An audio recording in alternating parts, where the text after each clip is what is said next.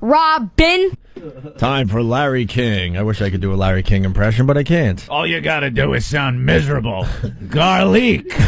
I use garlic, and you should too. I shill for this.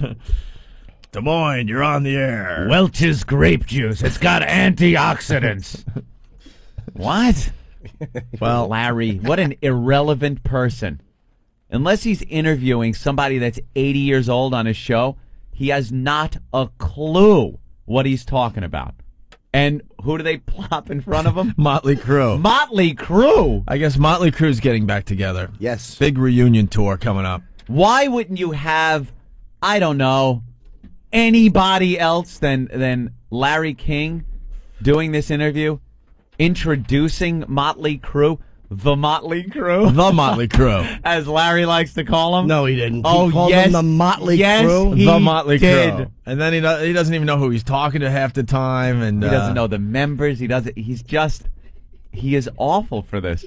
Why wouldn't you have, like, what's his name? Who's the older rock guy from MTV? Oh, somebody hipper like the Parents Television Council? Yeah, there you go. Kurt Loder. Kurt Lode. Yeah, Kurt Loder. What a bore he is. I know, but at least he would know the band. You know, if you're Motley Crue and you're saying, hey, let's get an old guy to do this. Know what's going on? All these news organizations are trying to become a little younger and a little hipper.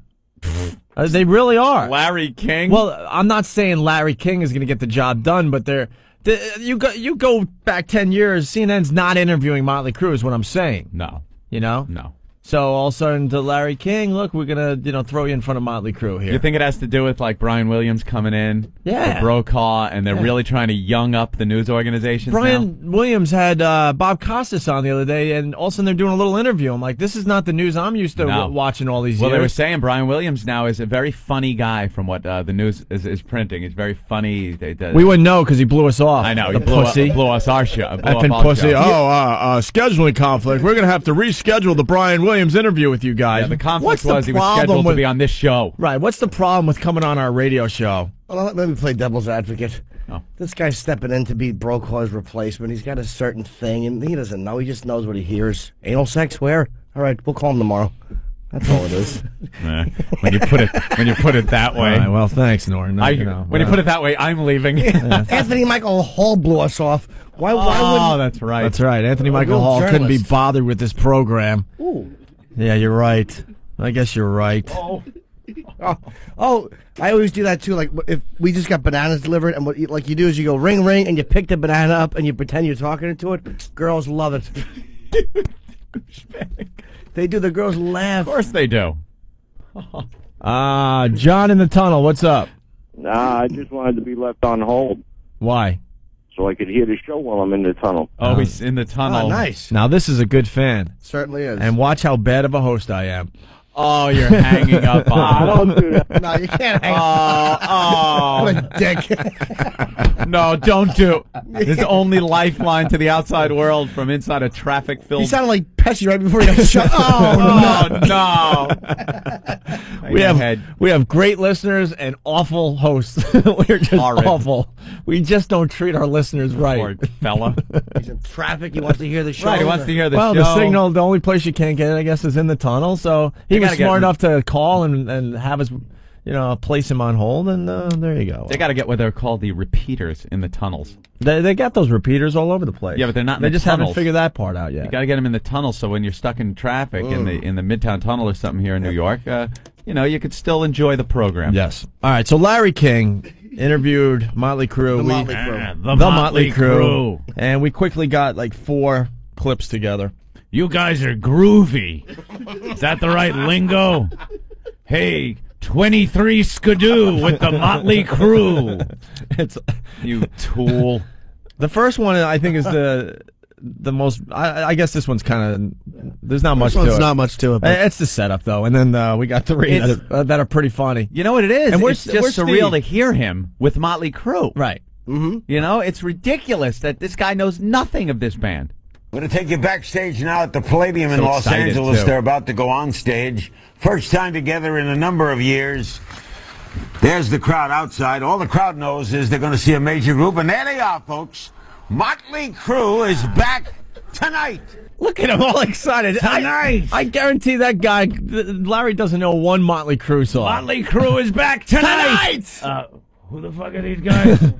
Who's the what? You think they spell it C-R-E-W? He really is an ass.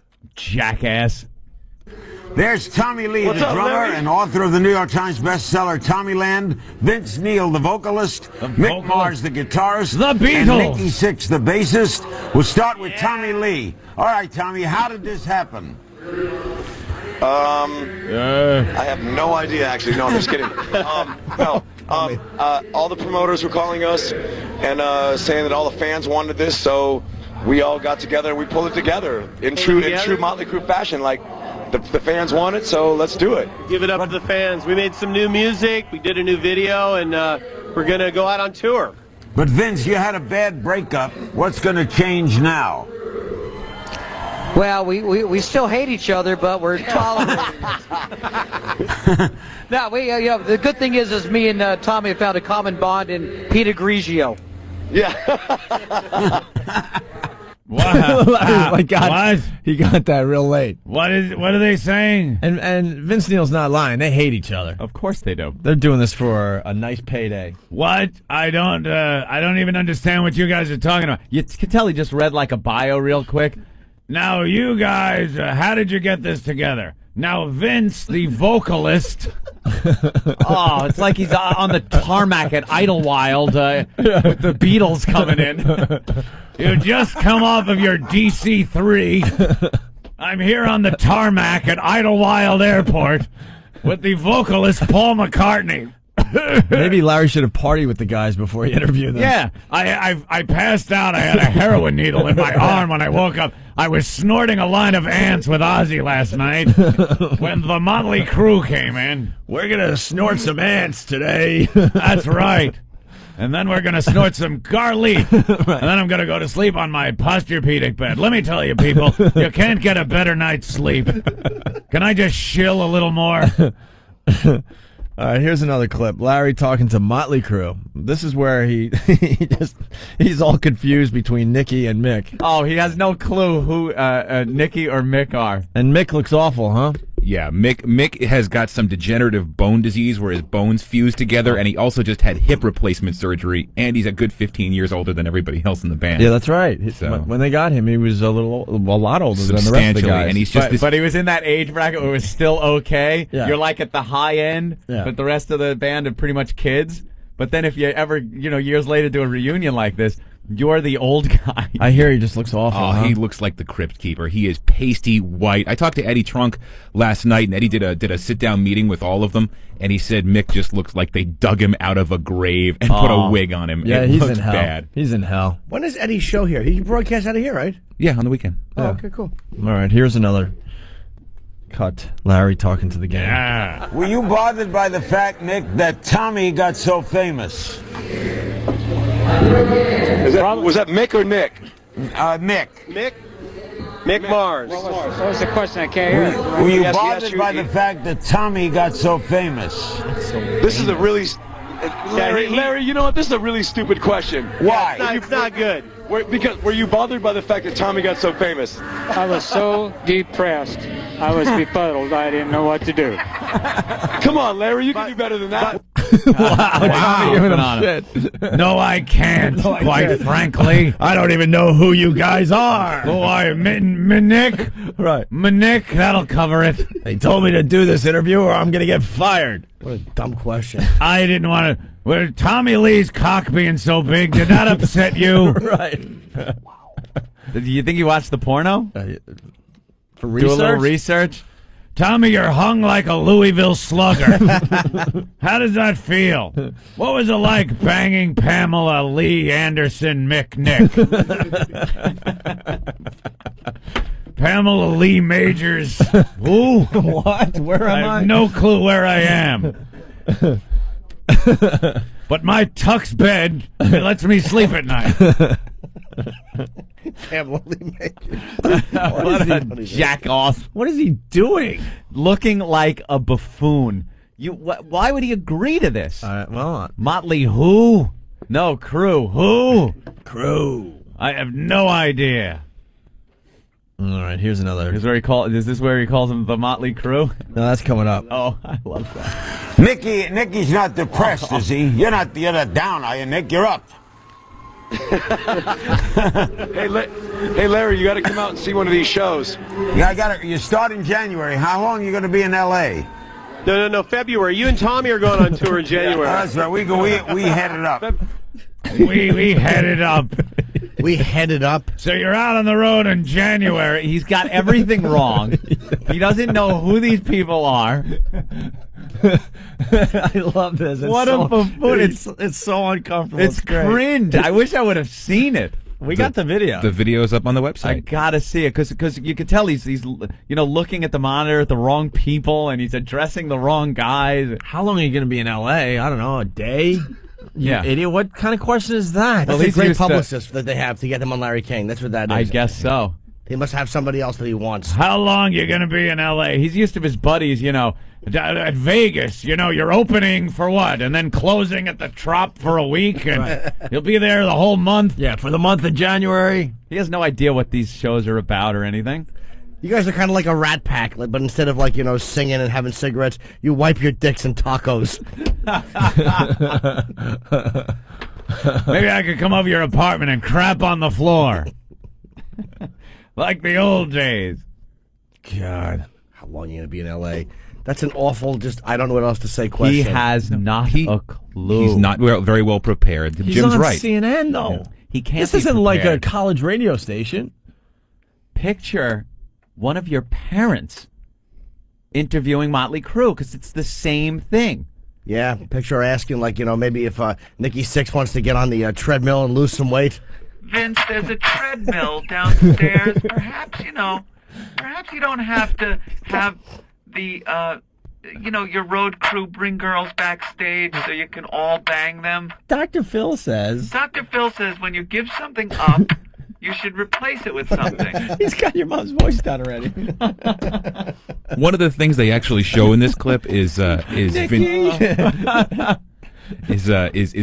facelift. He had $80,000 worth of plastic surgery. He did. I saw him on the Swan. Yeah. Did he? They made him into a beautiful chick. Were you going there, Steve? He was totally going. Yeah. You were going there. I jumped right in. And I was like, oh. Bib from Wagbag. Jumped out of the frying pan into your hat. Here's Bib from Wagbag. I hate this interview. The questions don't work. The band's been broke up for 7 years. There you go. All right. No, what was funny too? Just going off on a tangent. Tommy Lasorda was on Bill O'Reilly. Wow. Tommy Lasorda. Yelling and screaming that, yelling and screaming about the baseball thing. Yeah, about the baseball. Oh, there it is. Oh, no, now he's on Good Morning America. Oh, okay. Wow, that's weird. He looks the same. He doesn't sound the same, though. Old fat man. Really? He doesn't sound as tough these days. And he wants all the Major League Baseball players to rat each other out. Really? Yeah, he's like a baseball Gestapo? Yeah. Then Nice. O'Reilly's like, oh, they're not going to do that, obviously, you idiot. No, it's like the cops. Those guys in baseball, they don't rat each other out. And then stupid O'Reilly's saying how Barry Bonds, I don't necessarily disagree with him saying that, all his records are now tainted and stuff, and what should we do, And I'm thinking about, well, what about you, O'Reilly? Yeah. Everything you say now is kind of tainted. Talk about tainted. Right. How about a vibrator on your taint is tainted? Right. You disgusting man. You can't watch him the same way anymore, especially when he says, well, now Barry Bonds, his whole career is tainted, and the records, there should be asterisks possibly. I mean, what is Major League Baseball going to do at this point? When people like O'Reilly have a scandal, they love just making like it never happened. Rush Limbaugh, same thing. They love making like it just never happened. But when somebody else is embroiled in a scandal, they will pile on like the playground bully and get their kicks and shots to the head in. But their scandal wasn't really a scandal. They were right. The other people were wrong. They pay a lot of money to get off the hook, go back to work like nothing ever happened, and they continue just beating people who are also saying that their scandal is not a scandal. But for some reason, they're just hypocrites. Just awful hypocrites. I like how Opie called him Stupid O'Reilly. Is he going by that name now? It's the Stupid O'Reilly Show on Fox. the hell's my Fox thing? Where's that no smoke? Sorry about that. I was asking. What happened, Opie? No, I was just asking Ben for something. Let me go to Lou. Hey, Lou, what's up? Hey, I want to know if Larry King asked Lou? Crue about the Motley Crue challenge. Oh, right, the Motley Crue challenge. Why don't you tell me a little about the Motley Crue challenge? Well, Larry, what we do? What was it? It was a double dong dildo. I remember. Yeah, and double you'd dong. put a $100 bill in the middle, and whichever girl reached it first Gets with the her $100, badge, right? got the 100. We do that on the Larry King Show. Yeah, we could have gave Larry King some great research on Motley Crue. Of course. Tommy Lee, you're a pussy. Hang up on me. Remember that one, Hope? I think we should just play that today. Hey, you call me a pussy one more time, I'm hanging up. Pussy. You're a pussy. Right. Doug in New York, what's up? Hey, guys, I don't know what I was doing watching Larry King, but right before Richard Nixon died, I guess Nixon was supposed to be on, but he died, and so as a last-minute replacement, they got Duran Duran. I'd rather interview a dead Nixon. Dude, Larry, I guess, were he and Nixon buddies or something? Because he was just tearing these guys apart, and I'm like, what are they doing on his show? Why was he tearing them apart? About what? Just being a bunch of bisexuals? Yeah, pretty much. Nothing to rip them apart about. What's with these outfits? What do these outfits mean? What do you guys think? These outfits. All right. What's with your outfits? It was just terrible. I felt bad for those guys. What a curmudgeon. How were you involved in Watergate, Duran Duran? I'm just going to ask the trip to China. You went to Rio, did you? Tell me about your dog Checkers. Why were you sweating so much when you were debating Kennedy? Wow, which one is it? Here's the last clip. Larry King talking to the Motley Crue. When he introduces them as the Motley Crue. This is the one you like. Ladies and gentlemen, here they come at the Palladium in Los Angeles. They're back together, their first live get-together in 5 years. The Motley Crue are back.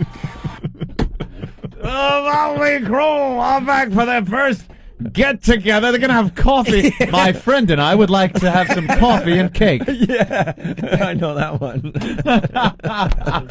How dare you? Yeah. Oh, their first get-together. What an irrelevant idiot. Together. But he's running out of air. He doesn't know how to announce a band. The Motley Crue. The Motley Crue. God, the DJs from The Bone do a better job in introing bands than Larry just did. And Larry's doing it for the whole world right there. That's like, pretty much a like world premiere. Big rock intro. Listen to him just Listen to him struggling. lose his breath. He doesn't know what he's saying. He doesn't feel the energy of the crowd. Wait, was he announcing that to the crowd? Yeah. Yeah, he must have been up on the big screen. Ladies and gentlemen, here they come at the Palladium in Los Angeles. They're back together, their first live get-together in 5 years. The Motley Crue are back. You know what? And I know Motley Crue's obviously doing this for all the just money. So they don't Of course they are. Do you really want Larry King introing your big return to the music biz? Ladies and gentlemen, he's spitting over his fake teeth, his dentures. Like he doesn't talk that loud ever for any occasion. You know what's going on with Larry King? I'll tell you what's going on. All the other guys are being pushed out the door. Tom Brokaw didn't want to get to retire. No, right. He was pushed out. Dan Rather pushed out. Larry King's looking around going, oh boy, I'm next. I better start doing some hip things here, or the young guys are going to take over my job, and then Carson Daly's waiting. Yeah, and then I'm going to be the one walking by the dumpster, seeing all my old CNN tapes in the garbage pail. He's going to show up to work tomorrow morning dressed like Hopper in Apocalypse Now, with a little headband and an army jacket. I'm cool. I'm hip and groovy. I'm with it. I'm going. I'm gone.